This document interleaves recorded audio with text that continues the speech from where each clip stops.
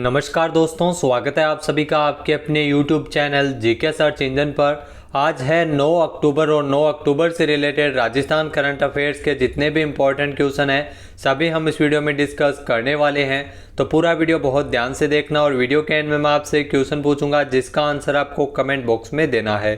कल के वीडियो में मैंने आपसे क्वेश्चन पूछा था जो था राजस्थान के किस जिले में संतों को समर्पित राजस्थान का पहला म्यूजियम बनाया गया है।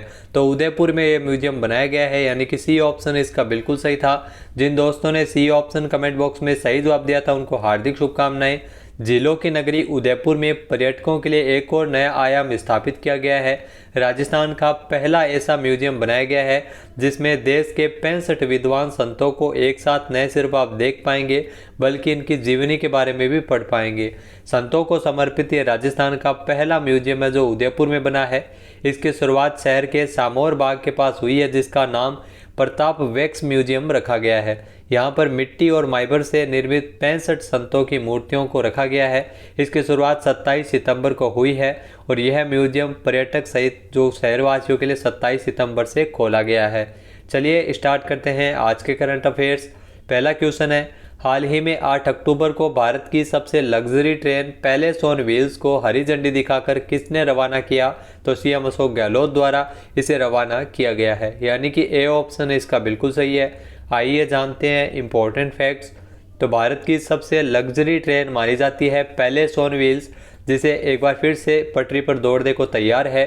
सीएम अशोक गहलोत ने 8 अक्टूबर को जयपुर के गांधीनगर रेलवे स्टेशन पर पहुंचकर इसको हरी झंडी दिखाकर शाही ट्रेन को रवाना किया था, जिसके बाद 12 अक्टूबर से इस शाही ट्रेन का जो दूसरा टूर है वो सफदरजंग रेलवे स्टेशन दिल्ली से शुरू होगा। बता दें कि कोरोना काल से यह ट्रेन बंद पड़ी थी। करीब 3 साल बाद एक बार फिर से 8 अक्टूबर से पुनः इसकी शुरुआत की गई है। पैलेस ऑन व्हील्स की यात्रा जयपुर से शुरू होकर रणथंभौर, बूंदी, चित्तौड़, उदयपुर, अजमेर होते हुए वापस जयपुर में खत्म होगी। अपनी यात्रा के दौरान ये ट्रेन अपनी ट्रिप में 7 दिन और 8 रातों में कुल 3000 किलोमीटर का सफर तय करेगी। इस दौरान यात्रियों को राजस्थान के अलग अलग पर्यटन स्थलों का भ्रमण करवाया जाएगा। अगला क्वेश्चन है, prime minister school for rising India योजना के तहत राजस्थान के कितने सरकारी स्कूलों का विकास किया जाएगा। तो prime minister school for rising India योजना के अंतर्गत राजस्थान के 716 सरकारी स्कूलों का विकास किया जाएगा, यानी कि सी ऑप्शन इसका बिल्कुल सही है। आइए जानते हैं इंपॉर्टेंट फैक्ट्स। तो पीएम श्री यानी prime minister school for rising India योजना के तहत प्रदेश की अगर बात करें तो 716 सरकारी स्कूलों का विकास होगा। इस योजना के माध्यम से उन्नत विद्यालयों में शिक्षा प्रदान करने के लिए अत्याधुनिक, परिवर्तनकारी और समग्र तरीका लाया जाएगा, जिसमें latest technology, smart classes, sports और मॉडर्निटी पर फोकस होगा। योजना के दिशा निर्देशों के अनुसार प्रदेश के प्रत्येक प्रखंड से 2 विद्यालयों का इसके लिए चयन किया जाएगा, एक प्रारंभिक शिक्षा के लिए और दूसरा माध्यमिक शिक्षा के लिए।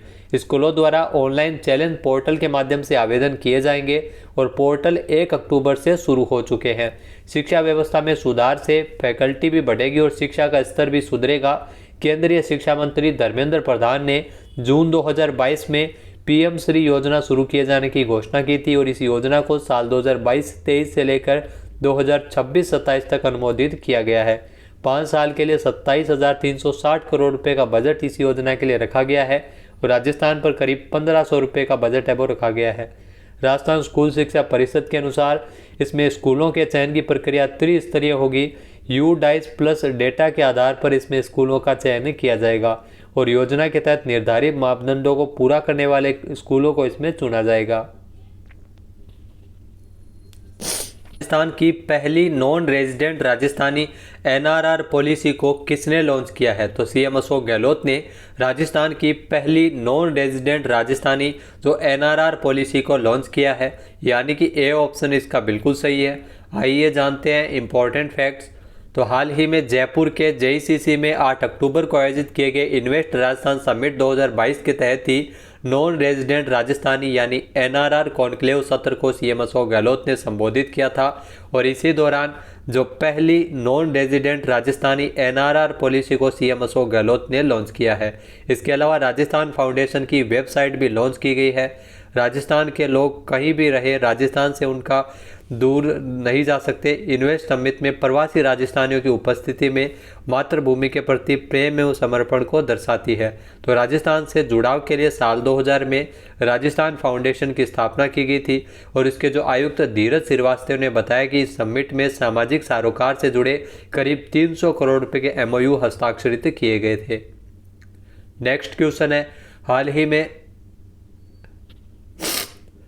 जिले के CRPF जवान बाबूलाल सैनी को राष्ट्रपति वीरता पुरस्कार देकर सम्मानित किया गया था।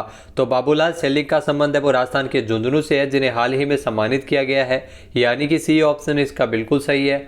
आइए जानते हैं इंपॉर्टेंट फैक्ट्स। तो झुंझुनू के खेतड़ी के नानूवाली बावड़ी के CRPF जवान बाबूलाल सैनी को केंद्रीय गृह राज्य मंत्री ने मेडल एवं पुरस्कार देकर सम्मानित किया है। बाबूलाल सैनी ने आपको बता दें कि जम्मू कश्मीर के शोपियां में 17 अप्रैल 2020 में हुए आतंकवादी हमले के दौरान मुठभेड़ में वीरता का परिचय देते हुए आतंकी संगठन हिजबुल मुजाहिदीन के 2 खूंखार आतंकियों को ढेर किया था, जिस पर देश के तत्कालीन राष्ट्रपति रामनाथ कोविंद ने 15 अगस्त 2021 को यह पुरस्कार दिए जाने की घोषणा की थी। और हाल ही में हैदराबाद के रंगारेड्डी में रैपिड एक्शन फोर्स के मुख्यालय में 7 अक्टूबर को हुए CRPF स्थापना दिवस पर गृह राज्य मंत्री अमित मिश्रा और CRPF महानिदेशक सुजायलाल थाउसेन ने यह पुरस्कार देकर सम्मानित किया है। अगला क्वेश्चन है, जैसलमेर के मरु सांस्कृतिक केंद्र के कठपुतली शो के मंच का नाम किसके नाम पर रखा गया है? तो आपको बता दें कि जैसलमेर के मरु सांस्कृतिक केंद्र के कठपुतली शो के मंच का नाम बदलकर लता मंगेशकर के नाम पर किया गया है, यानी कि बी ऑप्शन इसका बिल्कुल सही है। आइए जानते हैं इंपॉर्टेंट फैक्ट्स। तो जैसलमेर के मरु सांस्कृतिक केंद्र जिसके कठपुतली शो के मंच का नाम बदला गया है, लता मंगेशकर के नाम पर इसका नाम रखा गया है। लता दीदी को श्रद्धांजलि देते हुए फैसला लिया गया है। सांस्कृतिक केंद्र के संचालक वरिष्ठ इतिहासकार नंद किशोर शर्मा ने भी बताया कि लता मंगेशकर जो 34 साल पहले जैसलमेर आई थी, तब उन्होंने अपनी बहनों के साथ इस म्यूजियम का विजिट किया था। इस म्यूजियम में होने वाले कठपुतली शो के मंच को लता मंगेशकर के नाम पर रखने का फैसला किया गया है। म्यूजियम में लंबे समय से कठपुतली का शो हो रहा है और जैसलमेर की एकमात्र जगह है जहां पर कठपुतली का शो दिखाया जाता है। नेक्स्ट क्वेश्चन है, राजस्थान में जघन्य अपराधों में शीघ्र अनुसंधान एवं अपराधियों को सजा दिलाने के लिए हीनियस क्राइम मॉनिटरिंग यूनिट का गठन किए जाने के निर्देश किसने जारी किए हैं? तो CM अशोक गहलोत के द्वारा यह निर्देश जारी किए गए थे, यानी कि ए ऑप्शन इसका बिल्कुल सही है। आइए जानते हैं इंपॉर्टेंट फैक्ट्स। तो जघन्य अपराधों में शीघ्र अनुसंधान एवं अपराधियों को सजा दिलाने के लिए हीनियस क्राइम मॉनिटरिंग यूनिट का गठन क्राइम ब्रांच में किया गया था। CM अशोक गहलोत की अध्यक्षता में कानून व्यवस्था की समीक्षा बैठक में निर्णय लिया गया था। जघन्य अपराधों में शीघ्र अनुसंधान एवं अपराधियों को सजा दिलाने के लिए हीनियस क्राइम मॉनिटरिंग यूनिट का गठन क्राइम ब्रांच में किया गया है। इसी प्रकार महिला अत्याचार पर प्रभावी रोकथाम तथा उनसे जुड़े अपराधों के तुरंत अनुसंधान के लिए अतिरिक्त पुलिस अधीक्षक के नेतृत्व में special investigation unit for crime against women का भी गठन किया गया था। इन नवाचारों से त्वरित अनुसंधान एवं अपराध नियंत्रण में सहायता मिलेगी।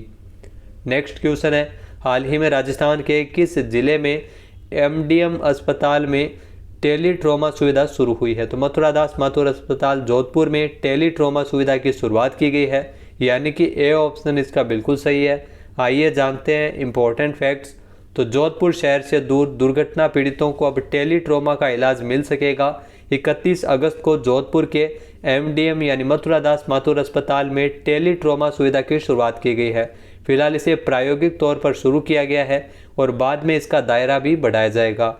जोधपुर शहर से दूर दुर्घटना या गंभीर बीमारी के कारण बड़े अस्पतालों में विशेषज्ञ डॉक्टरों तक पहुंचने में अक्सर समय लग जाता है। इस दौरान मरीज की मौत भी हो सकती है और इसी को ध्यान में रखते हुए ये टेलीमेडिसिन की तर्ज पर ही टेली ट्रॉमा की शुरुआत की गई है। इसे केवल पायलट प्रोजेक्ट के रूप में लॉन्च किया गया है। नेक्स्ट क्वेश्चन है, मुख्यमंत्री अशोक गहलोत ने प्रदेश की विभिन्न जेलों में आवश्यक सुविधाओं के विस्तार हेतु कितने करोड़ रुपए की मंजूरी प्रदान की है? तो इसके लिए आपको बता दें कि 35.81 करोड़ रुपए मंजूर हुए हैं, यानी कि ए ऑप्शन इसका बिल्कुल सही है। आइए जानते हैं इंपॉर्टेंट फैक्ट्स। तो राजस्थान के मुख्यमंत्री अशोक गहलोत ने प्रदेश में विभिन्न जेलों में आवश्यक सुविधाओं के सुदृढ़ीकरण नवीन निर्माण कार्यों तथा उपकरण खरीद के लिए 35.81 करोड़ रुपये मंजूर किए हैं। इस स्वीकृति से प्रदेश के 7 जिला कारागृहों में 20.78 करोड़ रुपये की लागत से अतिरिक्त बैरक का निर्माण किया जा सकेगा और विभिन्न केंद्रीय और जिला कारागृहों में सुरक्षा के लिए 3.68 करोड़ रुपये की लागत से वॉच टावर बनाए जाएंगे। विभिन्न जेलों में 7.30 करोड़ रुपये की लागत से सुरक्षा उपकरण एवं चिकित्सा उपकरणों की खरीद की जाएगी। आपको बता दें कि बजट में 2022-23 में कारागृहों में सुविधाओं के विस्तार के लिए बजट की घोषणा सीएम अशोक गहलोत ने की थी। नेक्स्ट है, हाल ही में साल 2022 के लिए साहित्य का नोबेल पुरस्कार किसे नवाजा जाएगा? तो साहित्य के नोबेल पुरस्कार से एनी अर्नाक्स को नवाजा जाएगा, यानी कि डी ऑप्शन इसका बिल्कुल सही है जो आपको तस्वीर में दिखाई दे रही है। एनी अर्नाक्स जिन्हें साहित्य का नोबेल पुरस्कार वो 2022 के लिए मिला है। आइए जानते हैं इंपॉर्टेंट फैक्ट्स। तो फ्रांस से है, फ्रांसीसी लेखक है एनी अर्नाक्स, जिनको साहित्य का नोबेल पुरस्कार मिला है। आपको बता दें कि जो उल्लेखनीय जो उनकी पुस्तक है 2008 में प्रकाशित हुई, द ईयर्स नाम से पुस्तक है, लेस एनीज।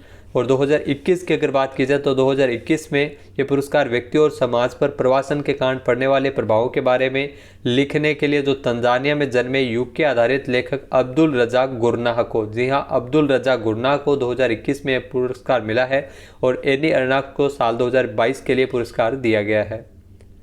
नेक्स्ट क्वेश्चन है, हाल ही में भारतीय वायुसेना दिवस का स्थापना दिवस कब मनाया गया? तो भारतीय वायुसेना जिसका स्थापना दिवस 8 अक्टूबर को मनाया गया है, यानी कि ए ऑप्शन इसका बिल्कुल सही है।